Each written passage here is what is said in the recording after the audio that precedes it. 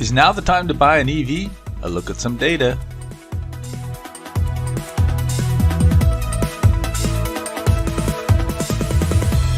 Hello, this is Chart GPT today. A look at the EV. I know there's been a lot of stuff out on EVs, whether we should buy, not buy. And there's been a lot of articles. A lot of companies now are starting to cut back production. There's one article, and I think Ford announced some production cuts. There's even some GM has announced some production cuts, especially in the robo taxis. I know they have some safety issues as well. So there's been a lot of negativity recently on EVs. Some people wonder if that's a way to get back at Tesla, Elon Musk, and the narrative, so to speak. But that's probably a conspiracy theory, not really proven. But look at the climate change issue has gradually moved away. The modest area Americans say climate scientists understand key aspects of climate change, and you can see as time marches on, people are becoming less and less positive about the climate change narrative. Other things in terms of the EVs, one of the biggest negative is the mileage, and I know there's a lot of new technologies coming out. I think Toyota's got this 900 mile new battery, so that's coming on board. So maybe this issue will be resolved. And most people believe that they get in a EV and they won't be able to go very far in it. And then, they're still thinking that the charging stations aren't fulfilled in terms of its infrastructure capabilities. And if we did go all EVs, would we have these charging stations enough to be able to make a go of it? Other issues are the cost of a battery here. Here's a Cadillac battery. It'll cost you $22,000 to replace it. They say that these batteries have certain lifespans.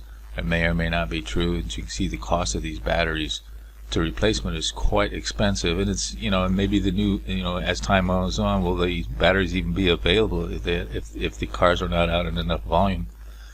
You can see, even though with that, the battery prices have come down a lot, but they're starting to level off here a little bit. There's some issues in terms of getting the rare earth metals, so a lot of it will depend on the new technologies. In terms of overall costs, even though with the battery prices dropping, the average electric car is still rising compared to the gas equivalent. So there's that issue there.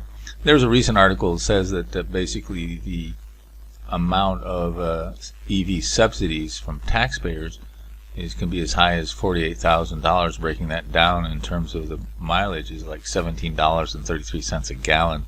Of course, that's not what people pay. They're being subsidized. So the fear is, what if the subsidization goes away? Will that cost then be borne by the EV owner? So a risk, it's a governmental risk if you do buy one. Then you look at the one of the other key things is the resale value. Take a look at the lightly shaded blue here, because that's 3 years. Because I'll show you the next chart when it comes to EVs. You lose different particular models. It ranges around the 40 to 55% in terms of their value drops after 3 years. And here's EVs, so it's fairly similar today. I mean, obviously some of the models are less because of the rising cost of EVs.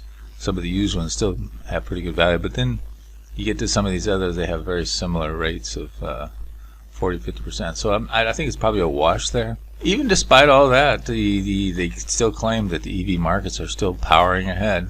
They say that we're all going to be driving EVs, where it'll be up to 20% by the year 2030, despite some of the new rulings that say that we're all not going to be producing any more gas cars by the year 2030. And a lot of governments are banning them due to climate change that people don't necessarily believe. In any case, take a look at the AI and they'll give you some pointers to think about as well in terms of whether or not you should be buying an EV. And take our online poll. Is now the time to buy an EV? Take a look at the post description link in the below the video and give us your opinion. And don't forget to subscribe.